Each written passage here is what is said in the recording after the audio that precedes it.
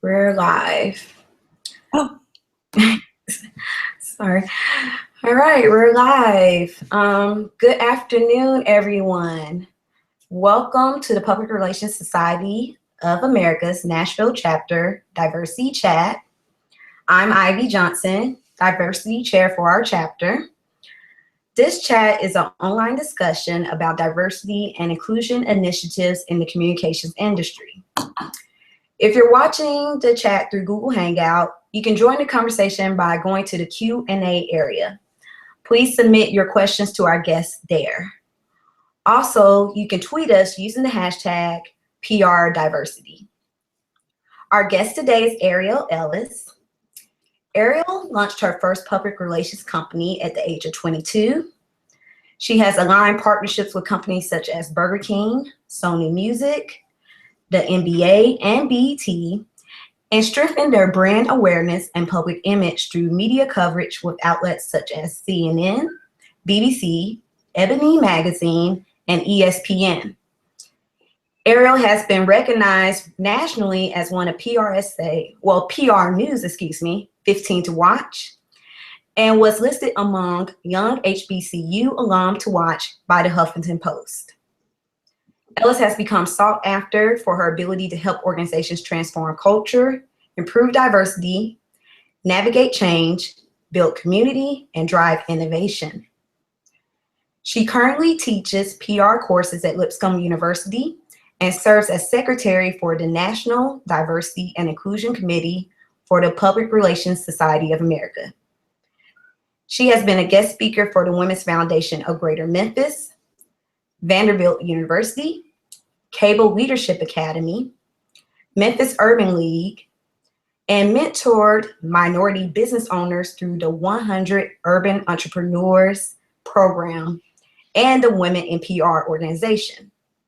She is a member of the National Association of Black Journalists and Alpha Kappa Alpha Sorority Incorporated.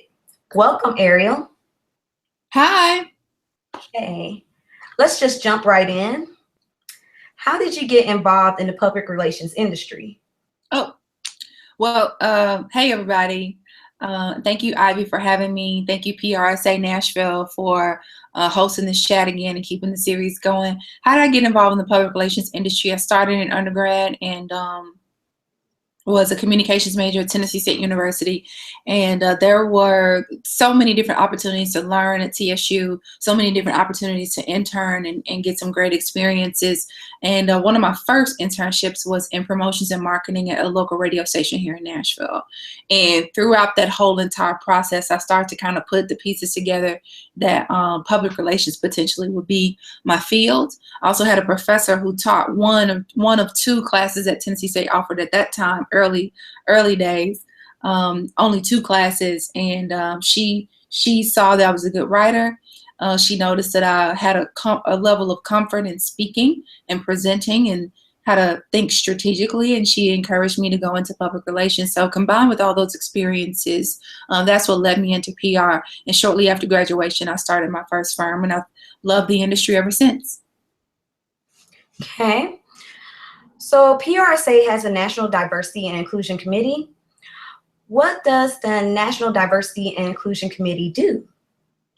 Well, I think that if we frame the discussion about public relations, we know that many industries, there's a lot of conversation right now about industries and different places of work reaching out to make sure that their industry and their workplace is inclusive, and that industry or that workplace welcomes professionals from different backgrounds, specifically racial or ethnic backgrounds, as well as any sexual orientations and other categories. So the committee has been formed for several years now, but the committee is tasked with being a champion for diversity of thought, cultures, disciplines, ideals, gender and age among PRSA members and leaders within the organization.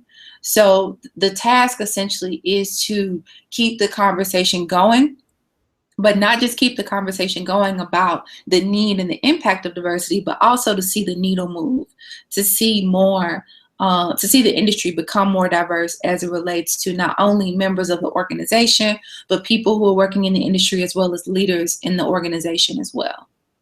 Okay, great. Let's see. Explain how the national chapter is now redefining what diversity is, specifically the emphasis on adding inclusion. That's awesome. Thank you for asking that question. So in the practice of diversity and inclusion, it's really important for us not to leave the word and the practice of inclusion out of that entire model.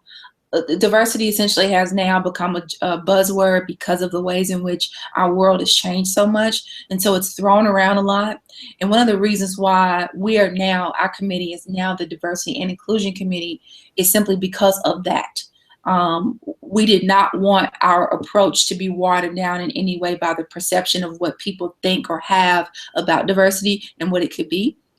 We also realized that diversity it exists on its own, but it doesn't really come full-fledged, or it doesn't really come to life unless there's inclusion that is attached to it.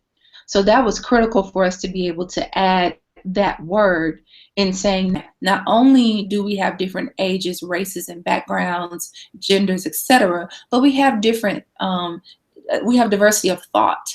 We have diversity of culture, and we have diversity of disciplines, etc. And with all of those things, we need to be able to include everyone in that so that we can meet our ultimate goals. Beyond the organization attempting to, help diversify the industry, we want to be able to bring perspectives in. And that's where we really get inclusion. Inclusion is really the end goal. So in order to strengthen the approach of the committee and the approach of the organization overall, and then ultimately strengthen the industry, we need to be able to add that inclusion to the name of the committee so that it would be reflective of the practice of diversity and inclusion from a broader perspective. Great. Let's see. What diversity and inclusion initiatives are currently taking place on the national level? That's a great question, and thank you for asking that question. So several things are going on. We have several goals. We have a strong committee, several things that we're doing. We have committee members across the country.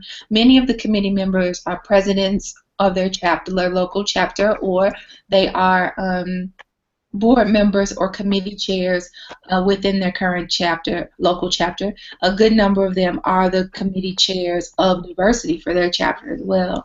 So a couple of things, I'll give you our goals. One of the things that we have done a very good job in doing is creating a voice for thought leadership. Of course, as PR practitioners, writing is is always going to be our strength in our industry. So we rely on the committee from the top down, from our president and vice president, myself as secretary, as well as all the other members of the committee who are leading subcommittees. We depend on our skills as writers to create these thought leadership pieces and these think pieces to talk about different aspects and issues in diversity and inclusion. And we place those articles on our PRSA blog. Those articles go into the PRSA newspaper tactics. It goes to the PRSA, which is PRSA-Y, if you were to search for that online. It also goes in comprehension, which is another online resource for PRSA. So we're always creating content, and specifically those articles are key. And not only do we create the content from our committee, we also reach out to other professionals within the organization who have a voice and who use a platform for diversity and inclusion to write those articles and contribute those think pieces for us. Additionally, we conduct and guide the organization's annual Diversity Month celebration, so Diversity and Inclusion Month celebration. And what we do with Diversity and Inclusion Month, which comes around every year in August, is we have a series of webinars, we have a series of Twitter chats and articles often there. We are now reaching out to chapters, beginning our outreach chapters to get the chapters involved and engaged in diversity and inclusion month, so that the chapters can begin to create their own program around diversity and inclusion, and we can see the strength of our initiative kind of flourish throughout the different markets where the chapters exist. We also, as I said earlier, we do Twitter chats on a regular basis. And we typically do one that is themed. So we had one in I believe in February that was connected to Black History Month. We also had one in March that was connected to Women's History Month as well. And we partnered with other organizations for our Black History Month. Twitter chat was partnered with NABJ, the National Association of Black Journalists. And then we hosted our a Women's History Month with the PR division of the Association of Educators for the Journalism and Mass Communication. So a lot of partnerships.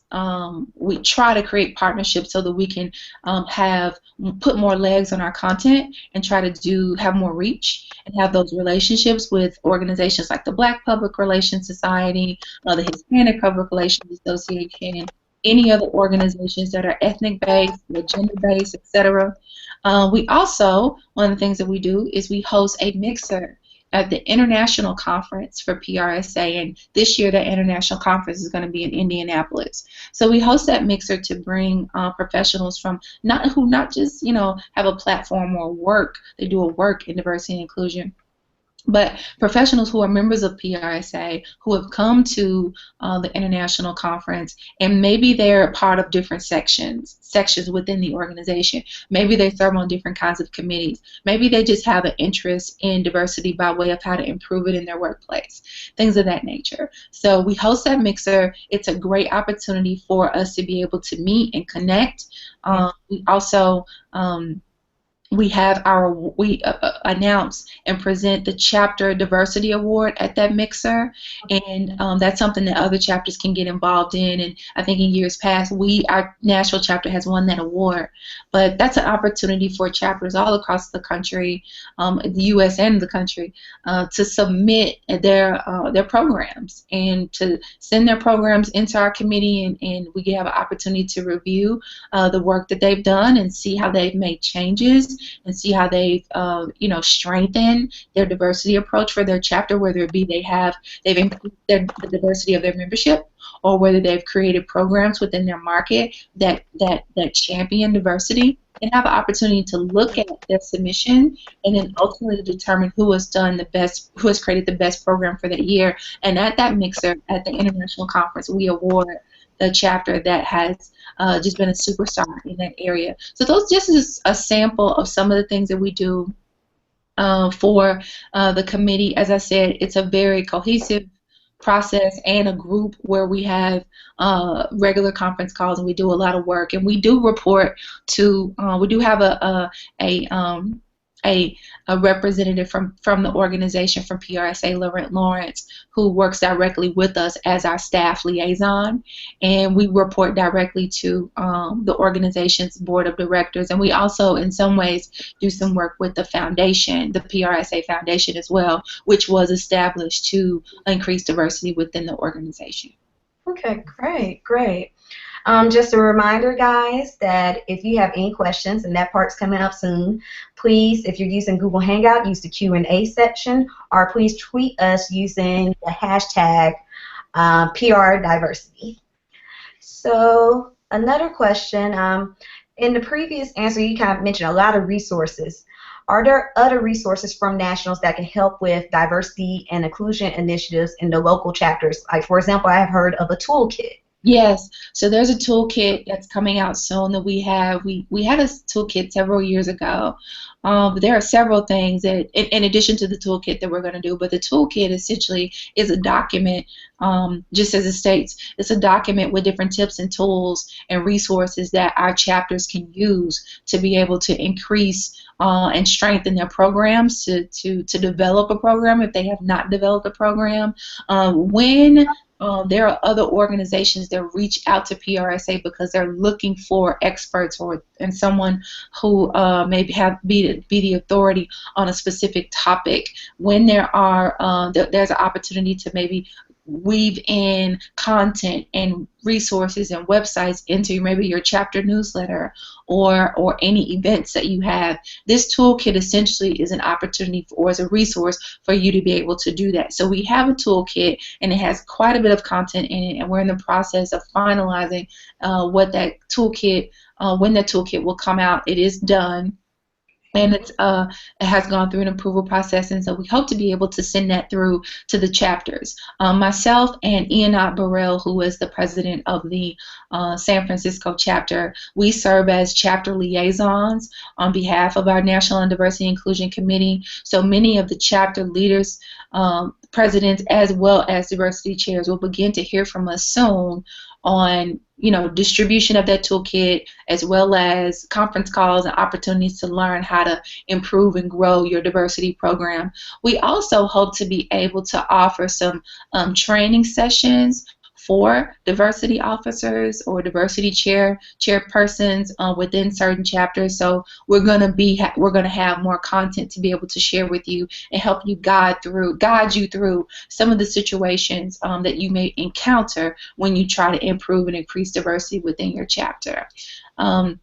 So that's what we're working on now. There are several other things. We have a lot of PRSA activity.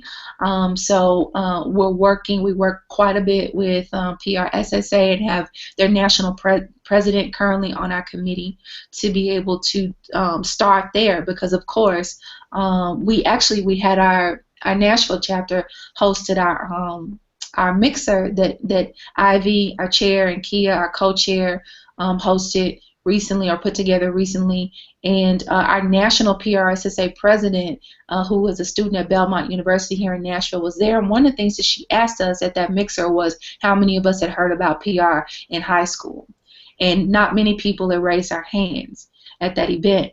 And that's one of the things that we are working with PRSA as well as the foundation board to talk through what it means to get students engaged early and often so that they'll be exposed to the public relations industry.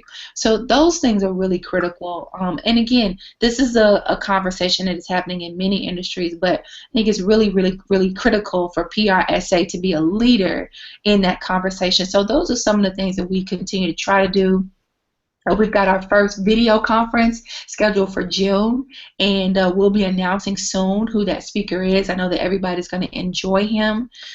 So we're excited about being able to roll out many new things and have a continuation of the things that we've been doing for a while now. Okay. Cool. Very cool. All right. Now, would you comment on recruiting and retaining minorities in the PR industry? Sure. Tell me a little bit more about what you do. You mean just recruiting from an aspect of the lack of, or where to find more minorities and how to retain them? Tell me a little bit more about how I can answer that question. Well, I guess it's more of, there's a lack of minorities in the industry. And so I guess how can the communications industry reach out, like you mentioned the high schools earlier, but just reach out to invite more minorities into this the communications industry as a whole? Gotcha. Okay, so there are a couple of things, and we recently discussed this on our Twitter chat, and I'll be glad to share with you the links from that chat, Storify, so that our listeners, our viewers here, can go back and see the conversation. But one of the things that stands out to us for a committee is, as I said earlier, that early and often outreach to young students, particularly when they're in high school. But right around in the college age, that phase is when it's critical to start thinking about a profession. So if many students don't know about the profession or don't know how to enter the profession, it's very likely that they're not going to end up in an agency, or they're not going to end up in a communications role. So I think that it is critical for organizations, whether it be agencies or organizations and brands that have very large PR and communication functions within their corporate structure, it's very critical for them to be able to think about who's on your team and align that with who your audience is. So you need to be able to have a good amount of people with cultural competence on your team if your audience is such, as far as the makeup, where it needs to be, they need to be able to be related to. I can make a lot of guesses about the LGBT community from a perspective of a communications, person and consultant and a person who champions for diversity. But I would much rather have a colleague who I trust and appreciate, who is a member of that community, on my team, so that we can put our heads together and determine the best way to reach out to that community. So I think that what the most important part of the mindset of leaders within organizations, and the most important part of them having a filter, is to understand that they've got to be able to better reach their audiences. And ultimately, that is your audiences and your consumers and how they respond to your brand and your organization. That's your bottom line. So that should be the number one incentive, to make sure that my employee base is diverse and they have these different perspectives. And not only do they have these different perspectives and they come from different walks of life, different ethnicities, and etc., but they also have, as a result of that, they have a diversity of thought. They're going to have a variety of different levels of contribution on what they bring to the table as they think through a process and as they think through a campaign. And I feel like that should be the number one perspective, or the number one idea or goal when it comes to hiring. Also, another thing to realize too is that as we do this minority majority shift, as we see millennials coming into the workplace and ultimately leading the workplace in the next 5 to 10 years, and as we see this minority majority shift from a race and ethnic perspective, we also need to be thinking about how are members of what will be considered the minority community, how are we preparing those professionals for leadership? How are we preparing them to be able to take the baton and run with it? Because essentially, if they're not at the table, then they're not going to know how to lead. So that then takes me to the third piece, mentorship. It's very easy to mentor people who you're comfortable with and who look like you, but the best way essentially to pay it forward, to make sure that your organization continues to be able to meet the goals of a multicultural, that come with the demand of talking to a multicultural audience, is that you mentor someone who may not necessarily fit or be in your cultural group. So I think that's critical too. So mentorship programs, I know that, or the fellowship program, like for instance, McNeely Pickett & Fox has a great fellowship program centered around diverse candidates, things of that nature. So one, setting your organization up for future success is critical. Two, making sure that you have diverse perspectives and backgrounds in your employees sitting at the table, helping you make decisions to do the outreach that you need to do to meet your multicultural audience. And then three, that mentorship is a very critical piece in order to build relationships so that you can recruit and retain more diverse professionals within the industry. Good stuff. Now again, guys, if you have any questions, please put them in the Q&A area of the chat or tweet us using the hashtag PRDiversity. Now, see, just one more thing. Are there any companies or organizations that you think are doing diversity and inclusion successfully, like just have some good campaigns or programs? There are so many companies who are really leading.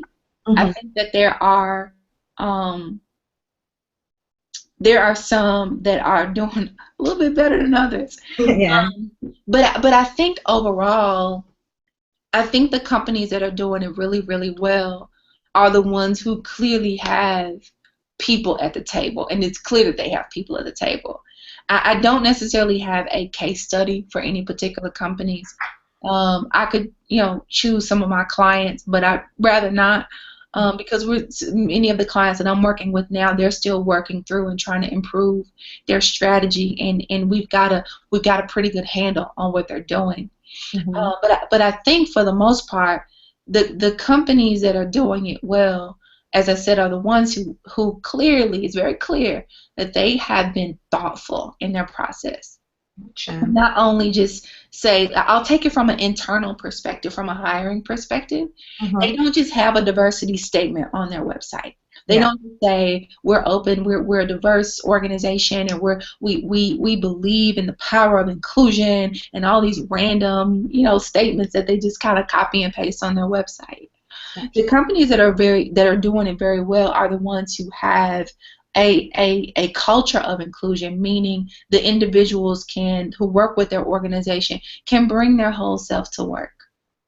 And that is difficult for many organizations to be able to create that culture, but I do think that there are some small organizations and some household names are doing it well.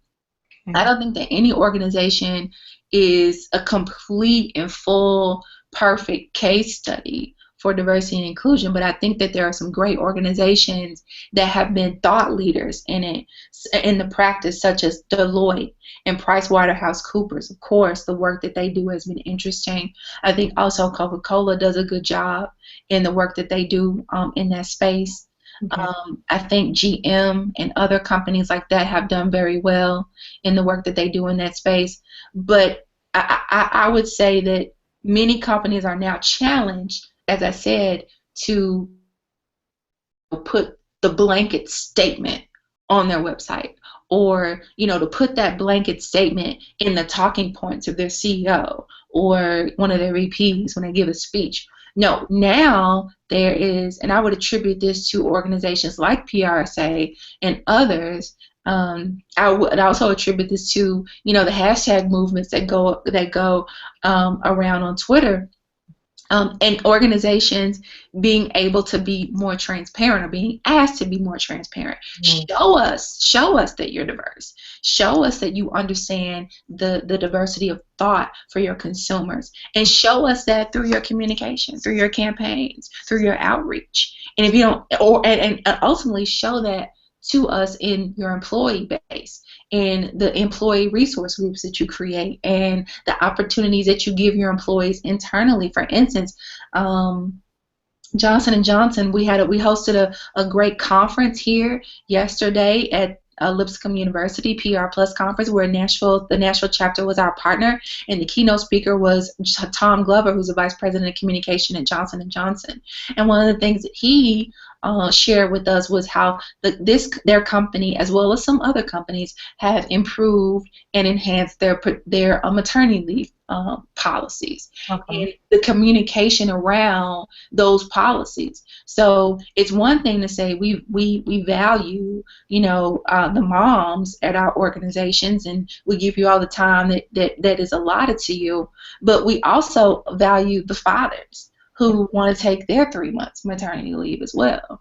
And we're going to change our policies to do that. And then we're going to give you a resource group so that when you come back to work, or so that even if you don't leave, you have people who you can relate to in the workplace. And perhaps that experience will then help you improve and put a better scope on how you do your job. So I think there's a demand now for organizations to be able to prove that they truly are champions for diversity and inclusion, and they're challenged now to do more than just talk the talk. Gotcha. Well, we're almost running out of time, but I wanted to thank Serena Elrich on Twitter. Hi, Serena. Hi, I see you in the video. For her, I think you answered a little bit of her question, but she tweeted, "Are there companies who have specifically noted they are hiring diverse employees? I know in Hollywood there is."